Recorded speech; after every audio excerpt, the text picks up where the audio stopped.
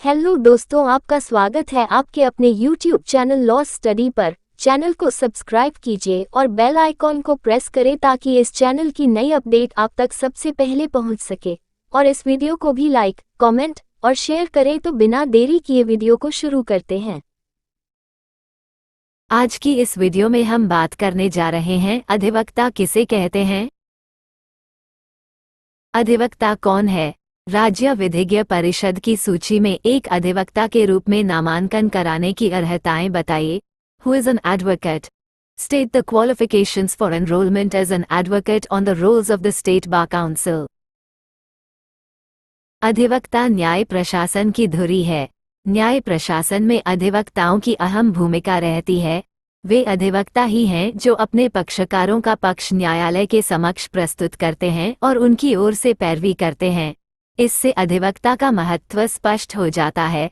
Chief executive officer Gujarat maritime board बनाम पटेल गंटू पाबा के मामले में गुजरात उच्च न्यायालय द्वारा ये कहा गया है कि अधिवक्ता का न्याय प्रशासन में एक महत्वपूर्ण स्थान है।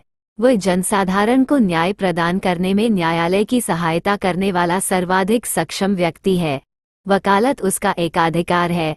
वो न्यायालय का अधिकारी भी है। इस प्रकार अधिवक्ता से अभिप्राय ऐसे व्यक्ति से है जो किसी अन्य व्यक्ति की ओर से अर्थात अपने पक्षकार की ओर से बोलता है, न्यायालय में पक्षकारों की ओर से पैरवी करता है, न्यायालय के समक्ष अपने पक्षकार का पक्ष प्रस्तुत करता है। वो अपने पक्षकार का अभिकर्ता एवं प्रतिनिधि होता है। अधिवक्ता अधिनियम 1961 की धारा 211 में अधिवक्ता एडवोकेट की परिभाषा इस प्रकार दी गई है। अधिवक्ता से इस अधिनियम के उपबंधों के अधीन किसी नामावली में दर्ज अधिवक्ता अभिप्रेत है। इसी प्रकार धारा 251 में शब्द विधि व्यवसायी की परिभाषा दी गई है। इसके अनुसार विधि व्यवसायी से किसी उच्च न्यायालय का अधिवक्ता या वकील, कोई प्लीडर, मुख्तार या राजस्व अभिकर्ता अभिप्रेत है। ये दोनों परिभाषाएं अधिवक्ता की शाब्दिक परिभाषाएं नहीं हैं। इन दोनों परिभाषाओं से तो यही प्रतीत होता है कि अधिवक्ता वह है जो विधिज्ञ परिषद की नामावली में दर्ज हो। इसमें उच्च न्यायालय का वकील, प्लीडर, मुख्तार एवं राजस्व अभिकर्ता भी सम्मिलित हैं। राज्य विधिज्ञ परिषद की नामावली में अधिवक्ता के रूप में नामांकन के लिए अर्हताएं। अधिवक्ता अधिनियम 1961 की धारा 24 में उन अर्हताओं क्वालिफिकेशंस का उल्लेख किया गया है जो राज्य विधिज्ञ परिषद की नामावली में अधिवक्ता के रूप में नामांकन के लिए आवश्यक है। यह अर्हताएं निम्नांकित हैं। 1. वो भारत का नागरिक हो। राज्य विधिज्ञ परिषद की नामावली में अधिवक्ता के रूप में नामांकन के लिए पहली आवश्यकता भारत का नागरिक होना है। केवल भारत का नागरिक ही भारत के न्यायालयों में अधिवक्ता के रूप में कार्य करने के लिए नामांकित किया जा सकता है। अन्य देश का राष्ट्रिक व्यक्ति किसी राज्य विधिज्ञ परिषद की नामावली में अधिवक्ता के रूप में केवल तभी नामांकित किया जा सकता है जब सम्यक रूप से अर्हित भारत के नागरिक उस अन्य देश में विधि व्यवसाय करने के लिए अनुज्ञात हो। यह व्यवस्था पारस्परिकता के सिद्धांत पर आधारित है। 2. उसने 21 वर्ष की आयु पूरी कर ली हो। राज्य विधिज्ञ परिषद की नामावली में अधिवक्ता के रूप में नामांकन के लिए 21 वर्ष की आयु पूरी हो जाना आवश्यक है। 21 वर्ष से कम आयु का व्यक्ति अधिवक्ता के रूप में नामांकन के लिए हकदार नहीं होता है। इससे एक बात और स्पष्ट हो जाती है कि अधिवक्ता के रूप में नामांकन के लिए केवल वयस्क होना पर्याप्त नहीं है, 21 वर्ष की आयु प्राप्त कर लेना भी आवश्यक है। 3. वो विधि स्नातक हो। अधिवक्ता के रूप में नामांकन के लिए तीसरी आवश्यकता है विधि स्नातक, लॉ ग्रेजुएट होना।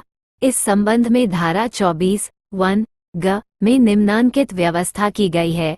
उसने भारत के राज्य क्षेत्र के किसी विश्वविद्यालय से 12 मार्च 1967 से पूर्व विधि की उपाधि प्राप्त कर ली हो, या कि किसी ऐसे क्षेत्र के जो भारत शासन अधिनियम 1935 द्वारा परिनिश्चित भारत के भीतर 15 अगस्त 1947 से पूर्व समाविष्ट था, किसी विश्वविद्यालय से उस तारीख के पूर्व विधि की उपाधि प्राप्त कर ली हो, या उपखंड 3 का में यथा उपबंधित के सिवाय विधि विषय में 3 वर्ष के पाठ्यक्रम को पूरा करने के पश्चात भारत के किसी ऐसे विश्वविद्यालय से जिसे भारतीय विधिज्ञ परिषद द्वारा इस अधिनियम के प्रयोजनों के लिए मान्यता प्राप्त है, 12 मार्च 1967 के पश्चात विधि की उपाधि प्राप्त कर ली हो, या विधि विषय में ऐसा पाठ्यक्रम पूरा करने के पश्चात जिसकी अवधि शिक्षण वर्ष 1967-69 या किसी पूर्ववर्ती शिक्षण वर्ष से आरंभ होकर 2 शिक्षण वर्षों से कम की न हो, भारत के किसी ऐसे विश्वविद्यालय से जिसे भारतीय विधिज्ञ परिषद द्वारा इस अधिनियम के प्रयोजनों के लिए मान्यता प्राप्त है, विधि की उपाधि प्राप्त कर ली है, या किसी राज्य दशा में भारत के राज्य क्षेत्र से बाहर के किसी विश्वविद्यालय से विधि की उपाधि प्राप्त की है, यदि उस उपाधि को इस अधिनियम के प्रयोजनों के लिए भारतीय विधिज्ञ परिषद द्वारा मान्यता प्राप्त है, या वह बैरिस्टर है और उसे 31 दिसंबर 1976 को या उसके पूर्व विधि व्यवसायी वर्ग में लिया गया है, अथवा वह मुंबई अथवा कोलकाता उच्च न्यायालय के अटॉर्नी के रूप में नामांकन के लिए मुंबई या कोलकाता उच्च न्यायालय द्वारा विनिर्दिष्ट आबद्ध शिक्षार्थी की परीक्षा या किसी अन्य परीक्षा में उत्तीर्ण हो चुका है, अथवा उसने विधि में ऐसी अन्य विदेशी अर्हता प्राप्त कर ली है जिसे इस अधिनियम के अधीन अधिवक्ता के रूप में प्रवेश पाने के प्रयोजन के लिए भारतीय विधिज्ञ परिषद द्वारा मान्यता प्राप्त है। स्पष्ट है कि अधिवक्ता के रूप में नामांकन के लिए व्यक्ति का विधि में स्नातक होना या इसी प्रकार की समकक्ष योग्यता धारण करना आवश्यक है। विधि स्नातक की उपाधि के अनुमोदन के बारे में विधिज्ञ परिषद बार काउंसिल द्वारा नियम बनाए जा सकते हैं। शिताब खां बनाम बार काउंसिल ऑफ इंडिया, एस बार दीपक बनाम डॉक्टर अंबेडकर यूनिवर्सिटी चेन्नई के मामले में उच्चतम न्यायालय द्वारा ये प्रतिपादित किया गया है कि विधि स्नातक पाठ्यक्रम में प्रवेश के लिए विहित पात्रता का होना आवश्यक है, अन्यथा प्रवेश नहीं दिया जाएगा। लेकिन प्रशिक्षण के बारे में ऐसे कोई नियम नहीं बनाए जा सकते। सुधीर बनाम bar council of India, Shrimati Manjula B.R. बनाम कर्नाटक स्टेट बार काउंसिल के मामले में कर्नाटक उच्च न्यायालय द्वारा यह अभिनिर्धारित किया गया है कि अभिव्यक्ति भारत के किसी विश्वविद्यालय एनी यूनिवर्सिटी इन इंडिया से अभिप्राय केंद्र अथवा राज्य अधिनियम के अधीन स्थापित किसी विश्वविद्यालय से है, न कि विश्वविद्यालय से संबद्ध किसी स्वतंत्र निजी महाविद्यालय से। यहाँ यह उल्लेखनीय है कि कोई विधि स्नातक जो केंद्रीय या राज्य सरकार के अधीन विधि अधिकारी के पद पर कार्यरत रहा हो, अधिवक्ता के रूप में राज्य विधिज्ञ परिषद की नामावली में अपना नाम दर्ज कराने का हकदार है।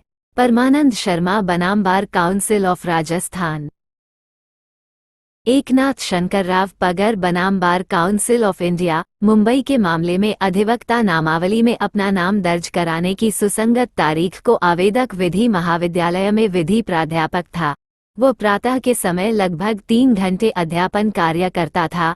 महाविद्यालय द्वारा अनापत्ति प्रमाण पत्र भी जारी कर दिया गया। मुंबई उच्च न्यायालय ने आवेदक को अधिवक्ता नामावली में नाम दर्ज कराने का पात्र माना। 4. विनिर्दिष्ट शुल्क का भुगतान राज्य विधिज्ञ परिषद की नामावली में अधिवक्ता के रूप में नामांकन के लिए विहित शुल्क का संदाय किया जाना भी आवश्यक है। साथ ही भारतीय स्टाम्प अधिनियम 1899 के अधीन प्रभार्य स्टाम्प शुल्क, यदि कोई हो तो वह भी दिया जाना अपेक्षित है। 5. अन्य शर्तों को पूरा किया जाना। अंततः राज्य विधिज्ञ परिषद की नामावली में अधिवक्ता के रूप में नामांकन के लिए उन सारी शर्तों को भी पूरा किया जाना आवश्यक है जो विधिज्ञ परिषद द्वारा नियम बनाकर निर्धारित की जाएं।